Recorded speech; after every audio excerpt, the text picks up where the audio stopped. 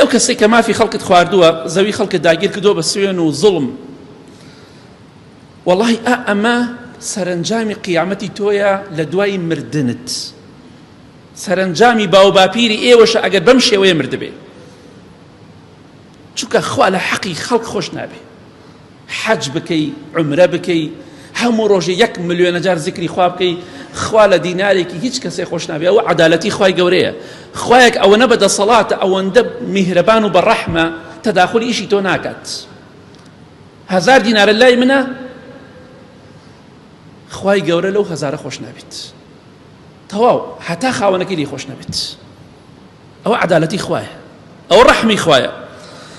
لە حەدیثێکی صحیحدا خۆشەویستی خوا فەرمی صلی الله علیه وسلم لە صحیح تەرغیبایە، هەر کەسێک من اقتطع مال أخيه بيمين فاجرة واتە كاذبة، هەر کەسێک ماڵی برایەکی، خوشکێکی، خوشکەزایەکی، برازایەکی، دراوسەیەکی، خزمێکی، بێگانەیەک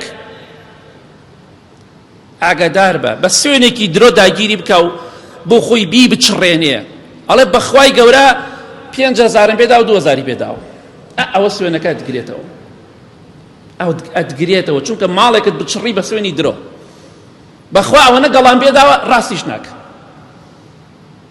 کەواتە بچڕاندنی پارەیەک بە سوێنێکی درۆیتر پارەکە 1000 دینارە، 2 5 دەفتەرە چی هەر شتێکە، گرنگ ئەوەیە پارچەیە لەو ماڵە بۆ خۆت ببچڕێنی لە کەسێک کەسابەتەکەی کابرا خەڵەتێنی سوێنێکە خۆی ئەڵێ بەخوای گەورە 5,000 پێداوە، لەو لاسەیەکی بە 2,000-3,000.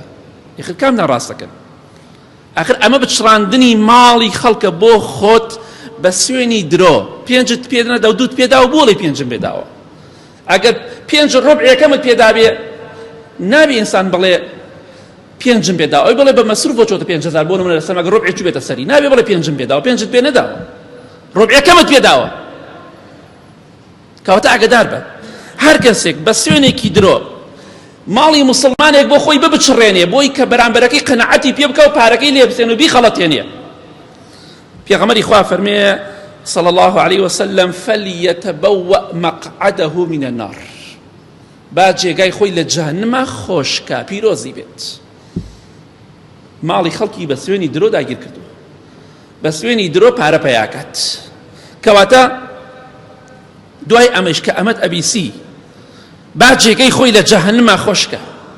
یا سوێنێکت خواردووە، من حلف على يمين مصبورة كاذبة، سوێنێکت خواردووە بۆ ئەوەی کەسێ بکرێتە سجنەوە، بۆ ئەوەی کەسێک مافێکی بخورێ، ئەگەر ئەمانەت کردووە جێگای خۆت لە جەهەنەما خۆشکە، چونکە خوا قەت لە حەقی خەڵک خۆش نابێت.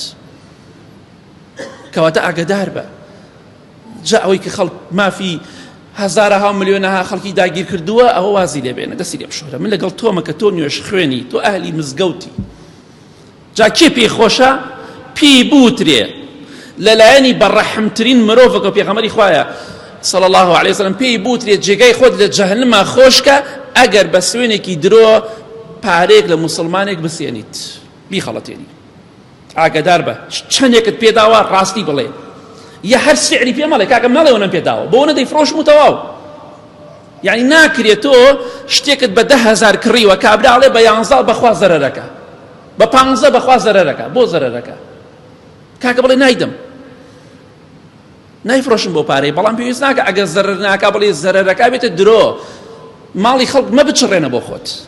هەمومان ئەوە خەڵەتێنراوین، هەمومان خەڵەتێنراوین بە سوێنی درۆ، وەڵڵاهی خاوەنی ئەو درۆیە ئەبێ لە جەهەنەما جێگا بە خۆی خۆشکەت. کەواتە با بە خۆمان دابچینەوە،